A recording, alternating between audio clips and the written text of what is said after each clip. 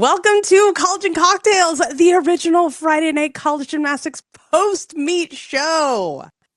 Tonight was the Reign versus the Rising. Defending champions Oklahoma faced the NCAA bronze medalists Missouri. This is our live behind-the-scenes Q&A show that we do every week, and we pick a meet, we watch it, and then we discuss it as a family immediately afterwards. Or when it's not college season, we just discuss all the things as a family. Just whatever. Today's show is brought to you by the anti-stick crown, the tiger's tail at the double-pike Olympics, which is what I'm calling this meet. You can listen to the show anywhere. You don't have to join us live. You can add it to your favorite podcast player. And the show is rated TV 14 because of feelings. Today's January 2026, but it kind of feels like December because I want to talk about some breaking news before we get into the meets. And don't worry, we will get so deep into the meets. We have some breaking news to talk about because we have something fun we're doing this week's main Monday show. So we can't talk about the sucky parts because that's less fun and we won't have time. But we should talk about it now just to cover it. So we talked about Fong and Armane Barutian being suspended by SafeSport. Yeah, so they're suspended, and they have a no contact directive from SafeSport. So Al can't have any contact with athletes until after the LA 28 Olympics, and Armane is suspended from all contact for 1 year, which means they're not allowed to have contact with athletes at all. They're not allowed to participate in any capacity, and they are barred from training and competition environments. Totally. So then you were telling me that this week there was an interview inside the gym. Right. So there was a TV interview in Missouri, and they interviewed Fong inside the gym, inside GAGE, and then the interview where the reporter's talking outside, you can see Armane walking, getting out of her car, walking into the side of the gym. That's not allowed. They're not allowed in the gym. Period. End of story, even if they own it. So practically, what is that? Like, does this trigger like consequences?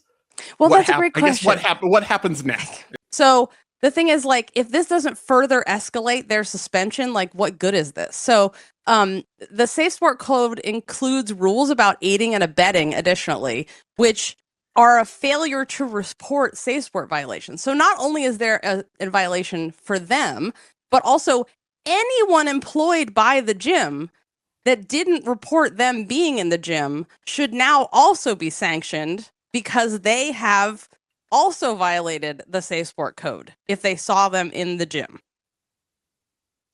So I reached out to SafeSport because I was like, what's happening? Why were they in the gym? Is there something we don't know? Is there something I'm missing in the rules? So they replied, the SafeSport code prohibits suspended individuals from participating in any capacity in any program, activity, event, or competition.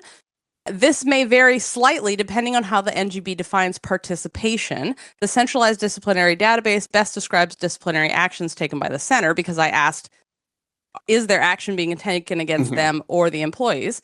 And then they go on to talk about how it's the responsibility of those who are participants in the movement to report violations when they see them. So to me, and the thing is, like, SafeSport won't say, yes, and we're escalating. They just don't do that. It's protecting the integrity of the investigations. But I feel like, where's the trust and integrity if they are not immediately sanctioned for this? If GAGE isn't removed from as being a USAG member gym? And obviously you don't want to hurt the athletes. It's not their fault. But what good is this system if they just continue to go coach? And they're not the only ones, and we didn't see them coaching, but they're in the gym. And this wouldn't be the first coach who kept coaching just outside of the system. So yeah, it's very upsetting. And we'll keep you updated on what's happening with that. But that is what happened this week. I couldn't believe it. When I watched that interview, I was like, they're just flaunting this. They don't give a shit. They're like, what are you going to do? What was that question? I missed it. Oh, Deborah was asking if they were wearing Groucho Marx disguises. At least nothing. Fully just out there in the open. Yeah. Okay. So let's talk about this meet, which was Oklahoma, Missouri. exciting. Yeah, it was because Missouri was winning after the first rotation, which was my comparing vault and bars in the first two rotations was my favorite thing about this meet because the vault judging was like flowers for everybody. This is a 9-9 and this is the 9-9, and bars judging was like how I think everything should be judged. Like I was very happy with the bars judging. They were like, "Here is you did a really good routine. Here's your 9-8-0." I was like, "Yes, thank you.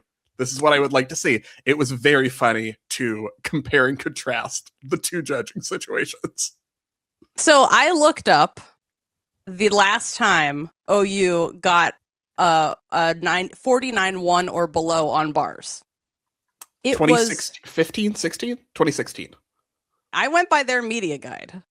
Oh, well, you shouldn't go by a media guide. What did you go by? They never update them. Road to Nationals, 49-1 on bars, January 9th, 2016. Oh, well, there you go. I guess we shouldn't trust their media guide. Teams never update their media guides, and they're always wrong. You have to compare like different schools' media guides. These are fun things I do, and by fun, I mean yes. I should have left this to you, which normally I do, but I was like, oh, let me see.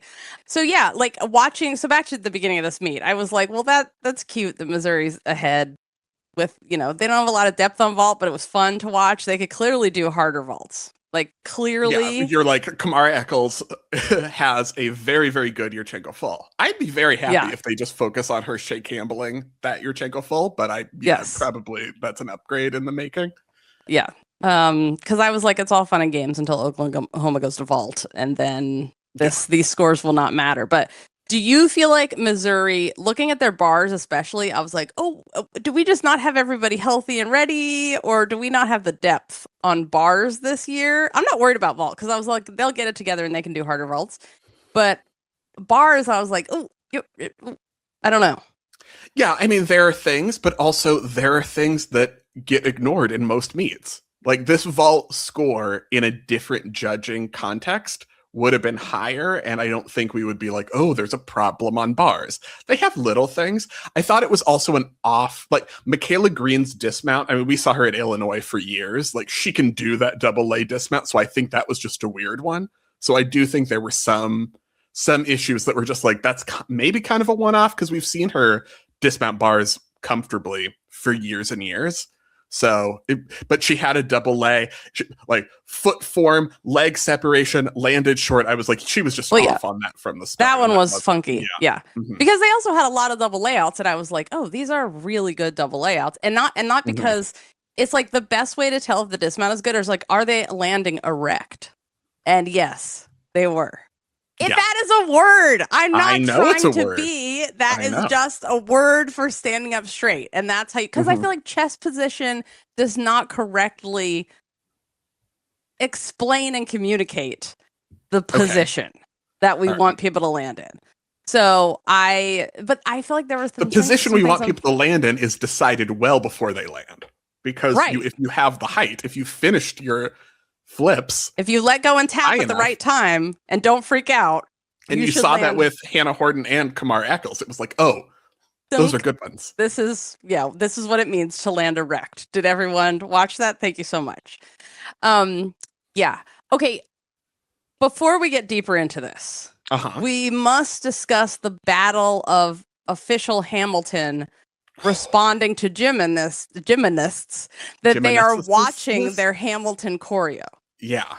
So we count three alleged Hamilton routines this year.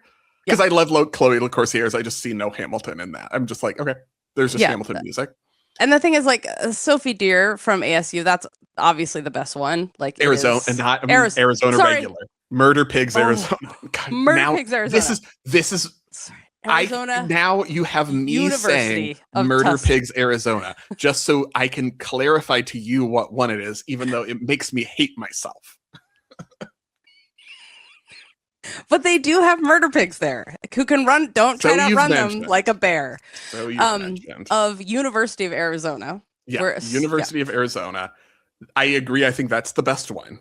Yeah, I like that Kaya's routine uses if you're going to do a Hamilton routine, you don't expect what Kaya Tanskanen is doing.